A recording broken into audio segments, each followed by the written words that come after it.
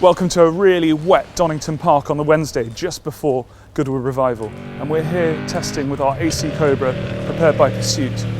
We've got two very special drivers for this weekend. Unusually it's not going to be me in the car, but we've got none other than Jenson Button and Alex Buncombe.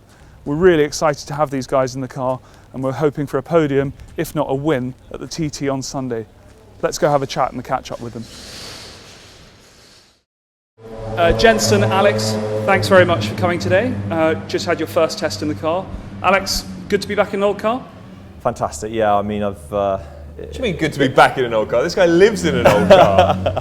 I don't know, mate. It's been a while, but yeah, obviously quite a bit of experience with historic cars, but it's been quite a few years actually. My last proper historic race was 2015, the members meeting in a Lola T70, so not dissimilar to this car, plenty of power and not much grip, so that's the way we like it. So you're excited to get back to the Revival? Yeah, absolutely. It's going to be great to get back there, especially with this young lad alongside me. You know, I couldn't be happier to be sharing a car with him, so I hope it's a really good weekend. Excellent. And Jenson, your first experience in a proper historic car today, aside from an E-Type a few weeks ago, what did you think? I loved it. I mean, it's pretty sketchy when you get out there in the wet. And it's not just wet here. You know, in England when it rains, it likes to rain properly. So it's pretty drenched, isn't it, on track? Very tricky. But first time I went out, the first couple of laps, I was like, wow, this is really scary. And I have to say, I was like, I don't know if I can drive this. But then you do a few more laps and you get into it and you get in a rhythm. It's like, oh, this is awesome, really good fun. But the maddest thing is I'm driving down the pit straight at the top speed of what we can achieve in the wet, wheel spinning in third gear.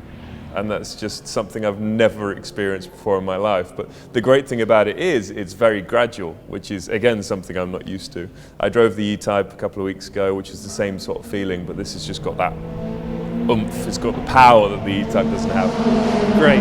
And so the Goodwood Revival will be your first ever historic race event. Why Goodwood Revival and why now? So this isn't just my first classic car race or first race at the Revival. I've never been to the Revival before, so I'm really looking forward to it. I bought loads of clothes because I'm fully up for dressing up. Love it.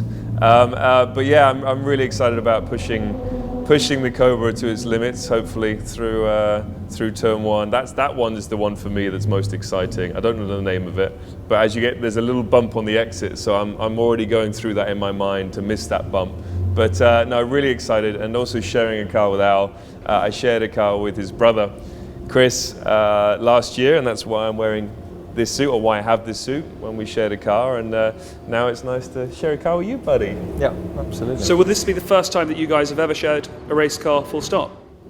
Yes, the first time I've only shared a racing car with a handful of people, because I've only done endurance racing in Japan, and once at Le Mans. So yeah, this is kind of new to me, and I really enjoy the teammate, the camaraderie, the sharing of a car, because you're setting it up together, and you want your teammate to be quicker than you, because it means that, you know, you think you're going to do a good job, and you hope that he's a bit quicker than you. So it's a perfect scenario. And then in terms of car to share the Cobra, do you think that's going to be the car to have on the grid at Goodwood this weekend?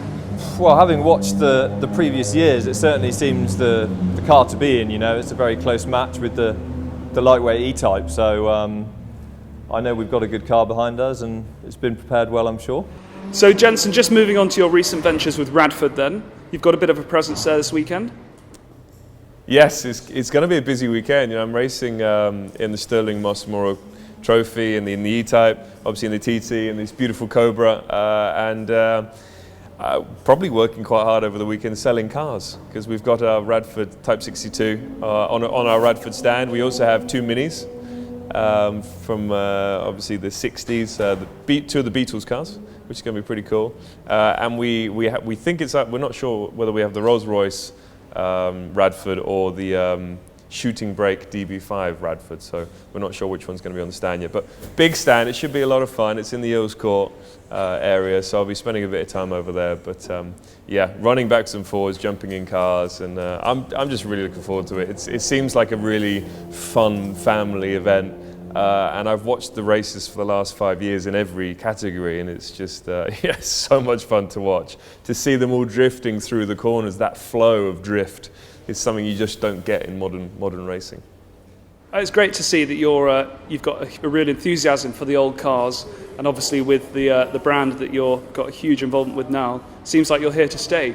Are there any other historic events that you're looking to do in the future apart from Goodwood?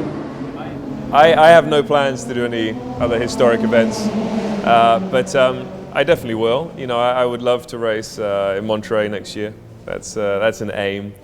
After driving the E-Type, we're already talking about finding a car or finding a lightweight for me to buy and to properly get involved. So yes, I have a couple of historic cars. I have a C-Type, Fangio C-Type, and an XK120, which is quite a famous XK120. So I'm going to look at racing them in the future as well. So yes, I enjoy it because it's a relaxed atmosphere, but obviously when you close the visor, it's like any other racing. It's fully focused. And as a final question, aside from asking who do you think is going to be quicker out of you two, it sounds like you've got such a huge enthusiasm, as I said, for historic racing, but that's quite unusual for a retired Formula One driver.